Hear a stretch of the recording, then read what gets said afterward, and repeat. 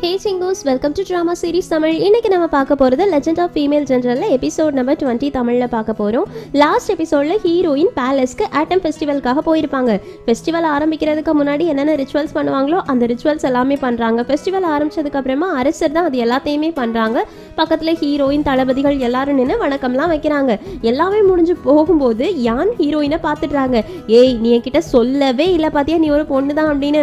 ஹீரோயினும் அப்படின்னா நான் இப்போ பொண்ணுன்னு தெரிஞ்சதுனால என் கூட நீ ஃப்ரெண்டாக இருக்க மாட்டியான்னு. யானும் அப்பெல்லாம் யார் சொன்னா, அப்பெல்லாம் ஒன்றும் கிடையாது, நான் அந்த மாதிரி ஆள் ஒன்றும் கிடையாது. எனக்கு கோவமாக இருக்கிறதுக்கு காரணம் நீ ஹீரோ ரெண்டு பேருமே என்கிட்ட இருந்து இந்த விஷயத்த மறைச்சிட்டிங்கல்ல, அதனால தானே. ஹீரோயினும் என்னை மன்னிச்சுட்டு உன் ஒய்ஃப் எப்படி இருக்கான்னு கேட்குறதுக்கு நல்லா இருக்கா, பிள்ளையுமே ரொம்ப நல்லா பிறந்திருக்கு அப்படின்னு சொல்லிட்டு இருக்காங்க. சரி உள்ளே போகலாம் அப்படின்னு உள்ளே போயாச்சு. இந்த ஃபெஸ்டிவல் எதுக்காக நடக்குது? ஊட்டு கூட சமாதானம் பண்ணுறதுக்காக. ஸோ ஊட்டூர்லேருந்து ஒரு ஆள் வந்திருக்காங்க. அவங்க ஊட்டு என்னென்ன ரிக்வஸ்ட் கொடுக்குறாங்க அப்படின்னு சொல்கிறாங்களா, நாங்கள் வெய் கூட சேர்ந்து மார்க்கெட் ஆரம்பிக்கணும்னு நினைக்கிறோம், எங்களுக்கு உங்களால் எவ்வளோ பர்சன்டேஜ் கொடுக்க முடியும்னு கேட்க அரசரும் நாங்கள் 70% எடுத்துப்போம், உங்களுக்கு 30% தான் கொடுப்போம், ஓகேனா ஓகே, இல்லைனா முடியாது அப்படின்னு சொன்னோடனே ஊட்டிலேருந்து வந்தவனும் இது கொஞ்சம் ஓவராக தெரியலையான்னு கேட்க ஹீரோயினும் ஏன் எங்களுக்கு அட்வான்டேஜ் இல்லாமல் நாங்கள் எப்படி மார்க்கெட் ஓப்பன் பண்ணுறதுக்கு அலோவ் பண்ணலான்னு. ரூஃபையும் நீ இதுக்காக இப்போ அரசர் பேசிகிட்டு இருக்கும்போது இடையில பேசிகிட்டு இருக்கேன்னு. ஹீரோயினும் நான் நாட்டுக்காக தானே பேசிகிட்டு இருக்கேன், ஒன்ன மாதிரி கிடையாது, நீ இவ்வளவு நாளும் ஊட்டுக்கு எதிராக சண்டை போட்டு போர்லலாம் ஜெயிச்சிருக்க, திடீர்னு ஊட்டு பக்கம் பேசுறியே என்ன விஷயம்னு. ரூஃபை திரும்பி பார்த்து இப்போ என்ன சொல்ல வர அப்படின்னு கேட்க, உன்னை பார்த்தா உண்மையான ரூஃபை மாதிரியே தெரியலே, நீ உண்மையான ரூஃபையா அப்படின்றத கண்டுபிடிக்கணும், அதுக்காக தான் நான் இவ்வளோ பேசிட்டு இருக்கேன்னு. இதை கேட்டோன்னே எல்லாருமே ஷாக் ஆகுறாங்க. ஹீரோயின் எழுந்திரிச்சு வந்து மன்னர் முன்னாடி முழங்கால் போட்டு நான் 2 விஷயத்த உங்ககிட்ட ரிப்போர்ட் பண்ணணும்னு நினைக்கிறேன், ரெண்டுமே ரூஃபையை பற்றின விஷயங்கள் தானே. இதை கேட்டோடனே அரசரும் என்ன விஷயம்னு கேட்க ஹீரோயினும் அவன் என்னோட ஐடென்டிட்டியை திருடிக்கிட்டான், நான் தான் சின்ன வயசுலேருந்தே ரூஃபை மாதிரி இருந்தேன், நான் அவனோட ஸ்டெப் சிஸ்டர், ஆனால் அவன் என்னோட இடத்துல வந்து இப்போ நான் சம்பாதிச்ச எல்லாத்தையுமே அவன் பக்கம் இழுத்துக்கிட்டான், அவ்வளோ உண்மையே சொல்கிறாங்க. ரூஃபையும் இதுக்கெல்லாம் எவிடன்ஸ் இருக்கா அப்படின்னு கேட்க அரசரும் ஆமாம் எவிடன்ஸ் இல்லாமல் எதுவும் பேசக்கூடாதுன்னு. ஹீரோயினும் யார் எவிடன்ஸ் இல்லாமல் பேசுறது, என்கிட்ட எவிடன்ஸ் இருக்குது அப்படின்னு அவங்களோட 8வது ஜெனரல் இருக்காங்கல்ல அவங்கள கூப்பிட்டு விட்டுறாங்க. அரசரும் நீங்கள் ரெண்டூலெல்லாம் இருந்திருக்கணும், இங்கே வந்திருக்கீங்க, அது மட்டும் இல்லாமல் ரூஃபை உங்களுக்கு ரெண்டூல எவ்வளோ ஹெல்ப் பண்ணியிருக்காங்க, அவங்களுக்கு எதிராகவே சாட்சி சொல்ல வந்திருக்கீங்கன்னு 8வது ஜெனரல் சொல்றாங்க. ஆமா, நான் ரெண்டூல இருக்கும்போது எனக்கு ரூஃபை ஆட்களை அனுப்பி ஹெல்ப் பண்ணா, ஆனா அது இந்த ரூஃபை கிடையாது, என்னோட ஜெனரல் ஹீரோயின் அப்படின்னு நடந்த விஷயங்களை சொல்றாங்க. ஆக்சுவலி ஹீரோயின் ஒரு லெட்டரை ரெண்டூல இருந்து கிளம்பும் போது 8வது ஜெனரலுக்கு கொடுத்துட்டு போயிருப்பாங்கல்ல, அதுல என்ன எழுதியிருக்கோம் அப்படின்னா இவங்களோட சீக்ரெட் மெசேஜஸ். ஹீரோயின் எப்போல்லாம் ஜெனரல்ஸ் கூட பேசுகிறாங்களோ அப்போ தான் ஒரு சீக்ரெட் மெசேஜ் எழுதுவாங்க. ஸோ அந்த மெசேஜை பார்த்ததுனால ரூஃபை தான் உண்மையான ரூஃபை கிடையாது, ஹீரோயின் தான் உண்மையான ரூஃபை அப்படின்றத 8வது ஜெனரல் புரிஞ்சிருந்திருப்பாங்க. ஸோ ரூஃபை ரொம்ப கோபமாக இருந்துட்டு இருக்கான். அரசரும் உன்னோட 2வது விஷயம் என்ன அப்படின்னு கேட்டோடனே ஹீரோயின் என்னோட 2வது கம்ப்ளைண்ட் என்ன அப்படின்னா அவன் என்ன கொலை பண்ணுறதுக்காக ட்ரை பண்ணான், அதுவும் ஊட்டு மக்கள் கூட சேர்ந்து தேச துரோகம் பண்ணுறதுக்கெல்லாம் ட்ரை பண்ணான் அப்படின்னு. ரூஃபை சிரிச்சுட்டு இதுக்கு கண்டிப்பாக அவங்ககிட்ட எவிடன்ஸே இருக்காதுன்னு. அந்த நேரத்தில் கதவை திறந்துட்டு ஹீரோயினோட அம்மா உள்ள வந்து என்கிட்ட எவிடன்ஸ் இருக்கு அப்படின்னு ரூஃபை மறைச்சு வச்சதுனால அத்தனை லெட்டர்ஸையுமே எடுத்துட்டு வந்து அரசர் முன்னாடி இது என் பையன் ஒழிச்சு வச்சிருந்த லெட்டர்ஸ், இதை நான் உங்களுக்காக கொடுக்குறேன் அப்படின்னு கொடுக்குறாங்க. அரசரும் அதை வாங்கி எடுத்து பிரிச்சு பார்த்தா அவங்களுக்கு செம ஷாக் ஆகுது. அதுக்கப்புறமா ஹீரோயினோட அம்மா என் பொண்ணு தான் ரூஃபையா இருந்தா, ரூஃபைக்கு சின்ன வயசுல உடம்பு சரியில்லாமல் இருந்ததுனால என் பொண்ணு தான் ஒரு பையன் மாதிரி நாங்கள் ஆக்ட் பண்ண வச்சோம் அப்படின்னு நடந்த எல்லா விஷயத்தையுமே சொல்றாங்களா. இதை கேட்டோடனே அங்கே எல்லாருக்குமே செம ஷாக்கிங்காக இருக்கு. ரூஃபையும் இவங்க எல்லாரும் போய் சொல்றாங்க, எனக்கு எதிராக சதி செய்யறாங்க அப்படின்னு சொல்லிட்டு இருக்கும்போது ஹீரோயினோட அம்மா ரத்த வாந்தி எடுக்கிறாங்க. ஹீரோயினுக்கு ஷாக் ஆகுது, அம்மா அப்படின்னு போய் பார்க்குறாங்களா. ஹீரோயினோட அம்மாவும் இது எல்லாத்தையும் நான் சொல்லும் போது நான் போய் சொல்கிறேன் அப்படின்னு எல்லாரும் சொல்லுவாங்கன்னு எனக்கு தெரியும், அதனால தான் என் உயிரை நானே விடலாம் அப்படின்னு முடிவு பண்ணிட்டேன், என்னோட உயிர் மேலே சத்தியமாக சொல்கிறேன், என் பொண்ணு இனியாச்சும் சந்தோஷமாக இருக்கணும், என் பொண்ணுக்கு நான் நிறைய தப்பு பண்ணியிருக்கேன், என்னை மன்னிச்சிட்டு ஹீரோயின், நான் பண்ண எல்லா தப்பையுமே இப்போ சரி பண்ணணும்னு நினைக்கிறேன், என் பொண்ணு தான் இதுக்கு முன்னாடி ஜென்ரலாக இருந்தது, இதை நீங்கள் நம்பிதான் ஆகணும்னு. அரசரும் உடனே டாக்டரை கூப்பிடுங்க அப்படின்னு சொல்கிறாங்க. ஹீரோயினோட அம்மாவும் இல்லை வேண்டாம், என்னோட லைஃபே நான் இழக்க ரெடி ஆயிட்டேன், என் பொண்ணு சொல்றதெல்லாம் உண்மைதான், அதை நம்புங்க அப்படின்னு சொல்லிட்டு இருக்கும் போதே டாக்டர் வந்து பாக்குறாங்க, பாய்சன் ஸ்ப்ரெட் ஆயிடுச்சு, அவங்களை காப்பாற்ற முடியாது அப்படின்னு சொல்லிடுறாங்களா. ஹீரோயினும் அம்மா அப்படின்னு ஏங்கி அழுறாங்க. ஹீரோயினோட அம்மாவும் கடைசியா என் பொண்ணு என்ன அம்மானு கூப்பிடுறத நான் கேட்டுட்டேன், சந்தோஷமா வாழு அப்படின்னு அழுதுட்டே இறந்து போயிடுறாங்க. அரசருக்கு ஒரு மாதிரி ஆயிடுச்சு, அவங்கள வெளியில கொண்டு போங்க அப்படின்னு ஹீரோயினோட அம்மாவோட உடம்ப வெளியில கொண்டு போக சொல்றாங்க. ஆனா ஹீரோயின் ஃபாலோ பண்ண ட்ரை பண்றாங்க. யானும் இல்ல இன்னும் இங்க முடியல அப்படின்னு சொல்லிட்டு பிடிச்சு வைக்க ஹீரோயின் உடனே கத்தி எடுத்து ரூஃபையோட கழுத்திலே கரெக்டா வைக்கிறாங்க. நம்ம 2 பேருமே சண்டை போடுறதுக்காக தான் படைக்கப்பட்டிருக்கோம்னு நினைக்கிறேன் அப்படின்னு சொல்லும்போது அரசரும் ரூஃபை உண்மை என்னது நீ சொல்லு அப்படின்னு கேட்டுட்டு இருக்காங்களா. அப்போ ரூஃபை பிரைம் மினிஸ்டரை பாக்குறாங்க. பிரைம் மினிஸ்டரும் நம்ம ரூஃபை பக்கத்துல இருக்கக்கூடிய நியாயத்தையும் கன்சிடர் பண்ணணும். ஹீரோயின் ஆல்ரெடி ஒரு பையன் மாதிரி நடிச்சு நம்மளை ஏமாத்தி இருக்கா, அப்புறம் எப்படி நம்ம அவளை நம்பலான்னு கேட்ட உடனே ஹீரோயின் சிரிச்சுட்டே, சார் நீங்க ஒரு விஷயத்த மறந்துட்டீங்க, அந்த லெட்டர்ல உங்களை பத்தின விஷயங்கள் கூட இருக்கு. ரூஃபைக்கு பின்னாடி இருக்கக்கூடிய மாஸ்டர் மைண்டே நீங்க தானே, எல்லா கிரைமுக்கும் பக்கபலவா இருந்தது நீங்க தானே. அரசரும் இதையும் நீ ப்ரூஃப் இல்லாம பேசக்கூடாது அப்படின்னு சொன்ன உடனே சென்சு உட்கார்ந்துட்டு இருந்தவன் எழுந்துருச்சு, என்கிட்ட ப்ரூஃப் இருக்குன்னு பிரைம் மினிஸ்டருக்கு அப்படியே தூக்கி வாரி போடுது. என்னடா இவன் நம்ம பக்கம் இருந்து அங்க சாடிட்டானா அப்படின்னு. அப்பதான் சென்சு ஊட்டுக்கு பிரைம் மினிஸ்டர் எழுதியிருப்பாங்கல்ல அந்த லெட்டரை காமிக்கிறாங்க. அதை படிச்ச உடனே அரசருக்கு செம்ம ஷாக்கிங் ஆயிடுச்சு. அரசரும் உடனே இவனை கைது பண்ணுங்க அப்படின்னு சொல்லிட்டு இருக்காங்களா. பிரைம் மினிஸ்டரும் உனக்கு எவ்வளவு தைரியம் அப்படின்னு கேட்டுட்டு அரசர்கிட்டயே திமிரா பேசுறாங்க.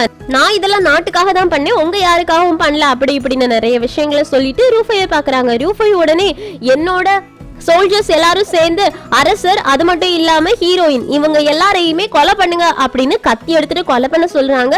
ஆனா அவனுங்க எல்லாரும் அமைதியா இருக்காங்க. என்னடா ஆச்சு, யாருமே கொலை பண்ண மாட்டேங்கிறீங்க, கொலை பண்ணுங்கன்னு சொல்றதுக்கு அவங்க எல்லாரும் அமைதியா இருக்காங்க. அப்பதான் ஹீரோயின் சிரிச்சுட்டு சொல்றாங்க, இவங்க எல்லாரும் உன்னோட சோல்ஜர்ஸ் கிடையாது, என்னோட சோல்ஜர்ஸ், எனக்கு உண்மையா இருந்தவங்க, நான் சொல்றதுதான் கேட்பாங்க அப்படின்னு ரூஃபையும் பிரைம் மினிஸ்டரையும் கேப்சர் பண்ண சொல்லிடுறாங்க. சோ எல்லாருமே திரும்பி அப்படியே ரூஃபைக்கும் பிரைம் மினிஸ்டருக்கும் ஆப்போசிட் ஆயிடுறாங்க. சென்சு உடனே பிரைம் மினிஸ்டரோட காலில் விழுந்து பிரைம் மினிஸ்டர் தயவு செஞ்சு இது எல்லாத்தையுமே நிறுத்திட்டு சரண்டர் ஆயிடுங்க அப்படின்னு சொல்றதுக்கு பிரைம் மினிஸ்டர் நான் உனக்காக என்னெல்லாம் பண்ணிருக்கேன், நீ ஆனா எனக்கு ஆப்போசிட்டா திரும்பிட்டல அப்படின்னு கேட்க, இல்ல தயவு செஞ்சு நம்புங்க, நான் உங்க பக்கம் தான் இருக்கேன், இப்ப கூட உங்க பக்கம் தான் நிக்கிறேன், உங்களுக்கு எதுவுமே ஆகக்கூடாதுன்றதுனாலதான் எல்லாத்த உண்மையுமே நான் அரசர்கிட்ட சொன்னேன்னு சொல்லிட்டு இருக்கும் போதே அந்த பக்கம் யார் படை வீரர்களா வந்திருக்குதுன்னு பார்த்தா ஹீரோ பார்த்தோன்னே எல்லாருக்கும் ஷாக், என்னடா இவன் இங்க வந்திருக்கான் அப்படின்னு சொல்லும் போது ஹீரோ நடந்த எல்லா விஷயங்களையும் பிரைம் மினிஸ்டர் எப்படி ஊட்டு கூட சேர்ந்து ஹீரோவோட அப்பா இருந்த இடத்துல 3000 சோல்ஜர்ஸ் இறக்குறதுக்கு காரணமா இருந்தாங்க அப்படின்னு எல்லாத்தையுமே இந்த லிட்டர்ஸ் மூலமா அரசருக்கு புரிய வச்சுட்டாங்க. சோ அரசர் ஹீரோவோட அப்பா இன்னசென்ட் அப்படின்றத இப்பதான் புரிஞ்சுக்கிறாங்க. சோ அரசர் என்ன பண்ணுவாங்க, பிரைம் மினிஸ்டரையும் ரூஃபையும் ஜெயில தூக்கி போடுங்க அப்படின்னு அவங்க 2 பேருமே ஜெயில அடைச்சிட்டு ஹீரோ கிட்ட மன்னிப்பு கேட்கறாங்க. ஆனா ஹீரோயின் நீ பண்ண தப்ப எங்களால மன்னிக்க முடியாது, நீ ஜென்ரலா நடிச்சிருந்திருக்க, உன் அண்ணன் மாதிரி நீ வேஷம் போட்டிருக்க, அதை எங்களால மன்னிக்க முடியாதுன்னு ஹீரோவும் அதெல்லாம் நீங்க மன்னிக்கலாம், ஏன்னா ஹீரோயின் இதை பண்ணிருக்கா அதை பண்ணிருக்கா அப்படின்னு மறுபடியும் ஹீரோயினுக்கு சாதகமா பேச ஆரம்பிக்கிறாங்க. ரூஃபை தான் இது எல்லாத்தையுமே திருடிக்கிட்டது அப்படின்னு அது எல்லாத்தையும் கேட்டு முடிச்சதுக்கு அப்புறமா அரசர் நீங்க எல்லாரும் என்ன நினைக்கிறீங்க அப்படின்னு சபையில கேட்க, சபையில எல்லாருமே ஹீரோவும் பண்ணது எதுவுமே எங்களுக்கு தப்பா தெரியல அப்படின்னு அவங்களுக்கு சப்போர்ட் பண்ண ஆரம்பிச்சிட்டாங்க. அதனால அரசரும் சரி அவங்க யாருக்குமே தப்பா தெரியலன்னா எனக்கும் எந்த பிரச்சனையும் கிடையாது, ஹீரோயின் சென்சு ஹீரோ 3 பேருமே சேர்ந்து நல்ல காரியம் பண்ணிருக்கீங்க, நம்மளோட ரிபல் யாரு அப்படின்றத நீங்க காமிச்சு கொடுத்துருக்கீங்க, அதனால உங்க 3 பேருக்கும் ப்ரமோஷன் 3 பேருக்குமே ப்ரமோஷன் கொடுத்துட்டாங்க. சோ மன்னரோட ஆர்டர் படி ரூஃபையோட வீடு பிரைம் மினிஸ்டரோட வீடு 2யுமே சீல் வைக்கிறாங்க.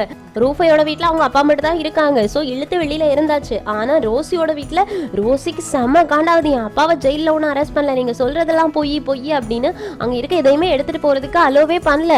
அங்க இருக்க காவலாளிகள் எல்லாரும் ரோசி கிட்ட தப்பா நடந்துக்க ட்ரை பண்றாங்க. அந்த நேரத்துல கரெக்டா சென்சோ போயிடுறாங்க. சென்சோவை பார்த்த உடனே ரோசியும் பாரு இவங்க எல்லாரும் என்னெல்லாமோ வாயில வந்தது உளறிட்டு இருக்காங்க, நீ சொல்லு என் அப்பா அந்த மாதிரி எதுவும் கிடையாது தானே, நீ சொல்லு இவங்க எல்லாரையுமே இங்க இருந்து துரத்தி விடு, இவங்க எல்லாரையுமே ஜெயில பிடிச்சு போடுன்னு சென்சுவும் இவங்க சொல்றது எல்லாமே உண்மைதானு. ரோசிக்கு சுமஷாக்கு என்ன சொல்ற அப்படின்னு கேட்டோம், வா என் கூட அப்படின்னு சொல்லிட்டு ரோசியா வெளியில கூட்டிட்டு போயிடுறாங்க. ரோசியும் என் அப்பா வெளியில வந்ததுக்கு அப்புறமா நம்ம 2 பேரும் நம்மளோட கல்யாணத்தை பிளான் பண்ணலாம் என்ன அப்படின்னு சொன்னோடனே சென்சுவும் ஃபர்ஸ்ட் நீ போய் ரெஸ்ட் எடு அப்படின்னு அவங்கள தன்னோட ரூம்குள்ளாடி அனுப்பி வைக்கிறாங்க. ரோசியும் போக மனசு இல்லாம போறாங்க. இப்போ அஸ்டன் கேக்குறாங்க, எதனால நீங்க அவளுக்கு ஹெல்ப் பண்றீங்க, அவளுக்கு ஹெல்ப் பண்றதுனால உங்களுக்கு என்ன கிடைக்க போகுதுன்னு. சென்சும் என் அம்மாவுக்கு மட்டும் யாராச்சும் ஒரு ஆள் ஹெல்ப் பண்ணியிருந்தாங்கன்னா என் அம்மா உயிரோடு இருந்திருப்பாங்க, அதனால நான் ரோசியா அப்படியே விட்டுற மாட்டேன், என்ன இருந்தாலும் பிரைம் மினிஸ்டர் எனக்கு நிறைய நல்ல விஷயங்கள் பண்ணியிருக்காங்க அப்படின்னு ரோசிக்கு சப்போர்ட் பண்ணலாம் முடிவு பண்ணியிருக்காங்க. இந்த பக்கம் நம்ம ஹீரோயின் அவங்க அம்மாவுக்காக அழுது ப்ரேயர் பண்ணிட்டு இருக்காங்க. அப்போ ஹீரோ வராங்க, ஒன்றும் இல்லை விடு நான் கூட இருப்பேன் அப்படின்னு ஹக் பண்ணிக்கிறாங்க. அது மட்டும் இல்லாமல் நீ அழு, எவ்வளோ முடியுமோ அவ்வளோ சத்தமாக அழு அப்படின்னு ஹீரோயினுக்கு ஆறுதல் சொல்லிட்டு இருக்காங்க. வெளியில ஹீரோயினோட ஃப்ரெண்ட்ஸ் எல்லாரும் வெயிட் பண்ணிட்டு இருக்காங்களா. ஹீரோயின் போனோடனே ஏய் பாரு நீ பெரிய தளபதியா இருந்திருக்கா, ஆனா எங்க கூட வந்து ரொம்ப வீக்கா இருந்த மாதிரி ஆக்ட் பண்ணிட்டு இருந்தியா அப்படின்னு பயங்கரமா கிண்டல் பண்ணிட்டு இருக்கும் போது அரசரோட ஆர்டர் வருது. என்னடா அப்படின்னு போய் பார்த்தா அரசரோட ஆர்டர் படி ஹீரோவோட ஹீரோவோட அப்பா வந்துட்டு ஒரு தேச துரோகி அப்படின்னு இருந்துச்சுல்ல, அது எல்லாத்தையுமே ரிமூவ் பண்ணிட்டு அவங்களும் நல்லவங்க, அவங்க நாட்டுக்காக தான் உயிரை விட்டுருக்காங்க, அவங்க மேல இருந்த எல்லா குற்றப்பள்ளியுமே போயிடுச்சு அப்படின்ற ஆர்டர் தான். இதை கேட்கும் போது ஹீரோவுக்கு ரொம்பவே சந்தோஷமா இருக்கு. ஹீரோ அவங்க தம்பி எல்லாருமே சேர்ந்து இப்பதான் ரொம்ப சந்தோஷமா ஆன்சிஸ்டர் ஹாலில் போய் அவங்க அப்பா அம்மாவுக்கு செய்ய வேண்டிய எல்லா விஷயங்களையுமே செய்யறாங்க. அதுக்கப்புறமா ஹீரோயின் வந்துட்டு நீங்க எதுக்கும் கவலைப்படாதீங்க, நான் ஹீரோவை பத்திரமா பாத்துக்கிறேன்னு ஹீரோவும் அம்மா அப்பா அவங்க கிட்ட நான் ஒரு பொண்ணை இன்ட்ரோடியூஸ் பண்ணேன்னு சொல்லல, அது வேற யாரும் கிடையாது, ஹீரோயின் தான், இவ்வளவுதான் நான் கல்யாணம் பண்ணிக்க போறேன்னு. ஸோ இவங்க இப்படி பேசி முடிச்சதுக்கு அப்புறமா ரூஃபையை பார்க்கலாம் அப்படின்னு ஹீரோவும் ஹீரோயினும் சேர்ந்து போறாங்க. என்னை பார்த்து சிரிச்சுட்டு போலான்னு வந்தீங்களா, உங்க 2 பேரால தான் நான் இங்க இருக்கேன்னு ஹீரோவும் நீ அவளோட ஐடென்டிட்டியை திருடிக்கிட்டு அவளை மாதிரியே வேஷம் போட்டு இங்க நடிக்க வந்திருந்த, ஸோ நீ தான் அவளுக்கு தேங்க்ஸ் சொல்லணும், ஏன்னா நீ எதுவுமே சம்பாதிக்காம உனக்கு டைரக்டா ஜெனரல் அப்படின்னா பொசிஷன் கிடைச்சதுக்கு அவ தான் காரணம், அதை நீ தக்க வச்சுக்கல அப்படின்னா அதுக்கு நாங்க எதுவும் பண்ண முடியாதுன்னு ரூஃபையும் அவ யாரு நான் தான் உண்மையான ரூஃபை, அவ என்னோட சப்ஸ்டியூட், அவ்வளவுதான், இங்க நீ எதுக்காக வந்திருக்க அப்படின்னு கேட்க ஹீரோயினும் நீ நினைக்கிறது எல்லாமே போய் ரூஃபை, இப்பவாச்சும் உண்மையா அக்செப்ட் பண்ணிக்க கத்துக்கோ, இப்பவாச்சும் மாறு, உனக்கு ஒரு சான்ஸ் கொடுக்கலாம் நாங்க நினைக்கிறோன்னு ரூஃபையும் எனக்கு சான்ஸ் கொடுக்கறதுக்கு நீ யாரு, நீ என்ன கொலை பண்ணிரு அப்படின்னு கத்தி பயங்கரமா கூச்சல் போடுறாங்க. ஹீரோவும் ஹீரோயினும் இதுக்கு மேல ஒன்னும் எதுவுமே சொல்ல முடியாது அப்படின்னு அங்கிருந்து வெளியில போயிடுறாங்க. ரூஃபை நான் தான் ரூஃபை அப்படின்னு ஏங்கி அழ ஆரம்பிக்கிறான். இந்த பக்கம் சென்சு ஹீரோவும் ஹீரோயினும் கையை பிடிச்சிட்டு வெளியில வரதை பாக்குறானா அவனுக்கு காண்டாவது, அதனால நேரா வரான். நீ எதுக்காக இங்க வந்தீங்க அப்படின்னு கேட்கறதுக்கு நாங்க ரூஃபை பாக்குறதுக்காக வந்தோம், நீ எதுக்காக வந்திருக்கன்னு கேட்கறதுக்கு நான் பிரைம் மினிஸ்டரை பார்க்க வந்தேன்னு. சோ சென்சுவோ ஓகே நீ உள்ள போய் பாரு அப்படின்னு ஜெயிலுக்குள்ளாடி அனுப்பி வைக்கிறாங்க. சென்சு நேரா பிரைம் மினிஸ்டரை பார்க்க, பிரைம் மினிஸ்டர் நீ நல்லா தானே இருக்க, நீ எனக்கு இந்த மாதிரி பண்ணுவ அப்படின்னு நான் நினைக்கவே இல்லைன்னு. சென்சுவும் நான் இதெல்லாம் பண்ணதுக்கு காரணம் நாட்டுக்காக மட்டும்தான், நீங்க நிறைய விஷயத்த மறந்துட்டீங்க ஆனா நான் நிறைய விஷயத்த மறக்கல அப்படின்னு பிரைம் மினிஸ்டர் நல்லவங்களா இருக்கும்போது நிறைய விஷயங்கள் சொல்லி கொடுத்துருப்பாங்க, அது எல்லாத்தையுமே சொல்றாங்களா. ஸோ பிரைம் மினிஸ்டர் உன் கூட பேசி ஜெயிக்க முடியாது, எனக்காக ஒன்னு மட்டும் பண்ணு, என் பொண்ணு உன்னை ரொம்ப லவ் பண்றா அவளை மட்டும் அப்படின்னு சொன்னோடனே எனக்கு உங்க பொண்ணு பிடிக்கவே பிடிக்காது, நான் உங்க பொண்ணு அந்த மாதிரி பார்க்கவே இல்லைன்னு சென்சோ ஒரே வார்த்தையில சொல்லிடுறான். இதை கேட்டோடனே பிரைம் மினிஸ்டருக்கு ஷாக் ஆகுது, ஏன்னா பிரைம் மினிஸ்டருக்கு அவங்க பொண்ணுனா உயிர், சென்சோ எதுல வேணாலும் மன்னிச்சிருவாங்க, தன்னோட பொண்ணை ஏமாத்தான், அதாவது கல்யாணம் பண்ணிக்க போறது கிடையாது அப்படின்னு தெரிஞ்சதுனால அடிக்கிறதுக்காக ஜெயில இருந்து ஓடி வராங்களா, அந்த கம்பியில முட்டி அவங்களுக்கு தலையில அடிபட்டு கீழே விழுந்துடுறாங்க. சென்சு அங்க இருந்து போயிடுறாங்க.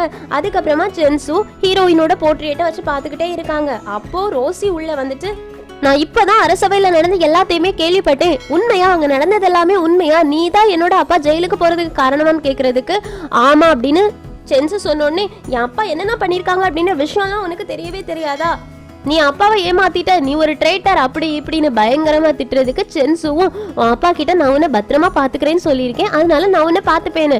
ரோசியும் உன்னோட தயவு யாருக்கு வேணும்னு அங்க இருந்து கோமா கிளம்புறாங்க.